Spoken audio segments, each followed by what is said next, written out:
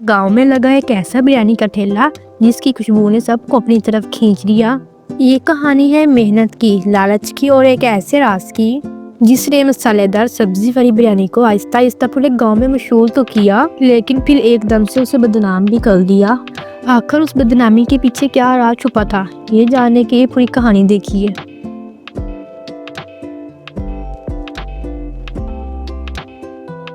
गांव के एक छोटे से बाजार में एक आदमी जिसका नाम खालिद था, वो अपना बिरयानी का एक छोटा सा ठेला लगाता था। उस ठेले पे लिखा था मसालेदार सब्जी वाली बिरयानी, जिसका नाम तो सादा था लेकिन उसकी खुशबू इतनी मज़ेदार कि लोग खींचे चले आते थे। मसालेदार सब्जी वाली बिरयानी बनाने का सारा काम खालिद खुद से करता था, यहाँ तक कि वो सब्जियाँ भी खुद काटता, चावल भी खुद धोता और साफ सफाई का खास ख्याल रखता था, क्योंकि उसका कहना था कि रिज़्क साफ हो तो दिल भी साफ रहता है।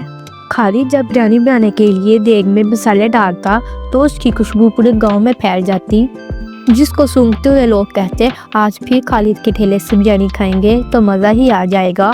खालिद जो कि दोपहर के वक्त अपना बिरयानी का ठेला लगाता था, अब दोपहर हो चुकी थी और लोगों का हजूम उसके इर्द गिर्द फैलने लगा। कोई मजदूर, कोई तालिबे इल्म, कोई बड़ा, कोई छोटा, सब एक ही शिफ्ट में खड़े नजर आए, क्योंकि उनकी कोशिश थी कि जल्दी जल्दी अपनी बिरयानी की प्लेट खरीद ले।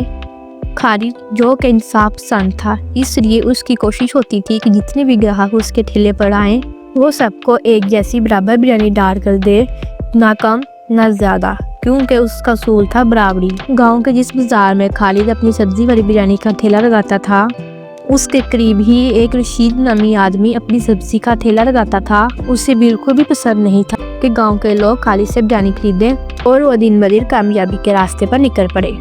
अब रशीद ने अपनी चाल चली और गांव में आहिस्ता आहिस्ता ये बात फैलाना शुरू कर दी कि खालिद जो बिरयानी में सब्जियों का इस्तेमाल करता है वो गरी सड़ी होती हैं, और तो और जो वो उसमें मसाले डालता है वो भी सही नहीं होते, इसलिए तुम सब उससे लेकर बिरयानी ना खाओ, तुम लोग सब बीमार पड़ जाओगे। बस फिर लोग शक में पड़ गए और अब बेचारा खालिद सारा दिन अपनी मसालेदार बिरयानी लेकर बाजार में खड़ा रहता, मगर कोई भी उसके पास खरीदने को ना आता और यही उसके लिए सबसे बड़ी परेशानी का सबब बनता जा रहा था। रोज़ ब रोज़ लोगों का खालिद के ठेले से बिरयानी ना खरीदना उसको खटकने लगा। बस फिर उसने खुद को परखा, सारा सामान दोबारा से देखा, सब्जियां, मसाले, सब कुछ उसने दोबारा से अच्छी तरह से देखना शुरू किया और कहीं पर भी उसने गलती की गुंजाइश ना रखी। यहाँ तक कि उसने अपना तरीका भी मज़ीद बेहतर कर लिया, मगर असूल नहीं छोड़े बराबरी वाले। एक दिन गांव का चालाक आदमी खालिद के पास आया और उससे कहने लगा, खालिद, मैं कहता हूँ तुम अपनी बिरयानी में मसाले ज़रा से कम कर लो या फिर ऐसा करो कि सब्जियाँ कम डाला करो, क्या कहते हो?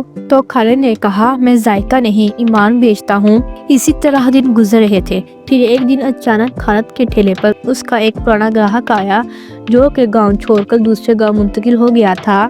जब उसने बिरयानी चखी तो उसने कहा, भाई बिरयानी का टेस्ट तो बिल्कुल वैसा ही है, फिर तुम्हारे ठेले पर आज रश क्यों नहीं है?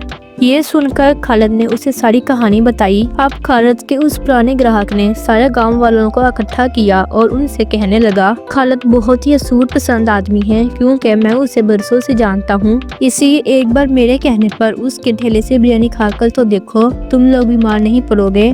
बस उसका ये कहना था कि गाँव के लोग आहिस्ता आहिस्ता उसके ठेले पर वापस आने लगे और बिरयानी की खुशबू ने फिर से काम दिखा दिया।